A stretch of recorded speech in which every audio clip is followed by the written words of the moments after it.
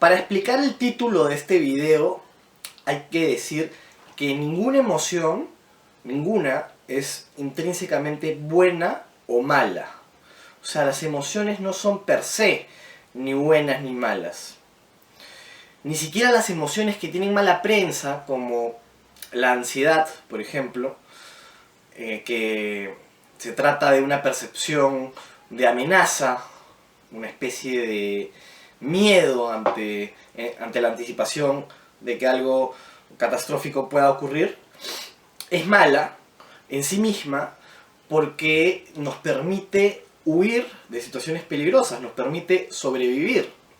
Si no sintiéramos ansiedad, probablemente podríamos acariciar a un cocodrilo, o caminar o correr al borde de un abismo, o meternos en medio de una gresca donde no tenemos nada que ver y podríamos salir lastimados.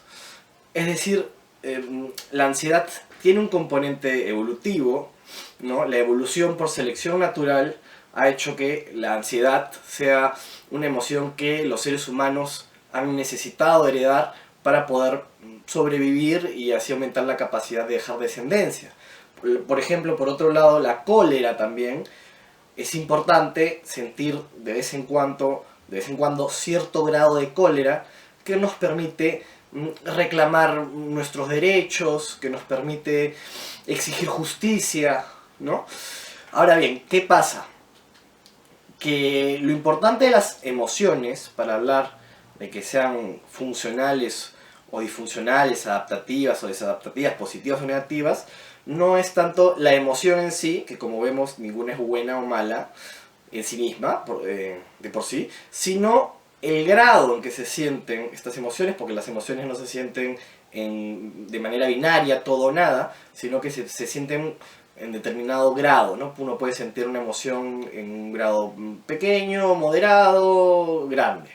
Entonces, el tema está en las emociones muy altas, son por lo general problemáticas, ¿no? Las emociones muy altas y las emociones desproporcionadas. Por ejemplo, si uno sintiera una ansiedad muy alta todo el tiempo, ya estaríamos hablando no de un mecanismo que nos ayuda a la supervivencia, sino de un trastorno de ansiedad generalizada. Del mismo modo, si uno sintiera una ansiedad desproporcionada, irracional frente a un estímulo, esto lo que configuraría sería una fobia. Y acá es el problema de la ansiedad, y este es el problema que presentan algunas emociones, el sentirlas en grados muy altos o ante estímulos que no justifican estas emociones. Ahora bien, de esta manera podemos pasar a los celos. Los celos, efectivamente, en la medida correcta y ante las situaciones adecuadas o situaciones que se pueden dar, son útiles, son necesarios, son positivos y también tienen una explicación evolutiva. ¿Por qué?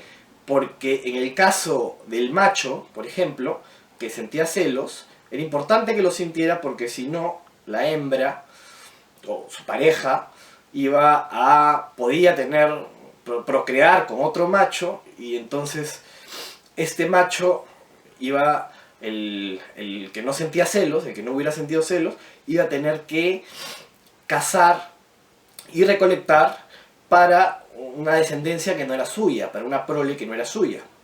Del mismo modo, la mujer que no sentía celos respecto de su macho se podía ver en un problema porque otra hembra se podía llevar a su macho, y entonces su prole se iba a quedar sin un proveedor.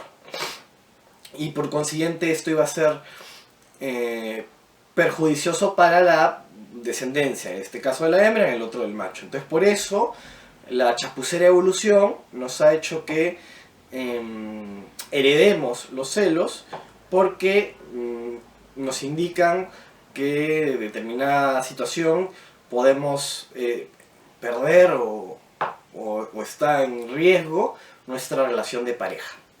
Ahora bien, tener celos normales ante situaciones que realmente ponen en riesgo la situación de pareja eso es lo esperable.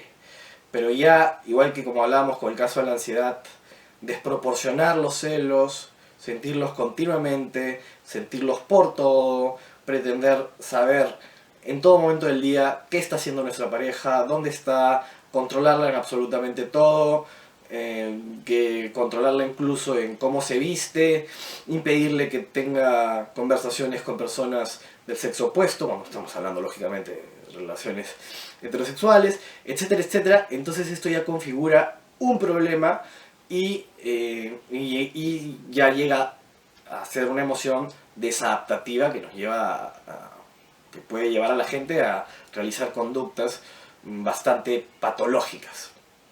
Ahora hay gente que dice, no, los celos son inseguridad, que no sé qué. Eso no sirve para nada. Porque realmente habría que ser bastante narcisista y tener un sentimiento pues de omnipotencia muy grande como para creer, no importa lo que haga mi pareja, siempre al final no va a poder conseguir nadie mejor que yo, así que siempre al final va a estar conmigo, ¿no? De eso se trataría un poco.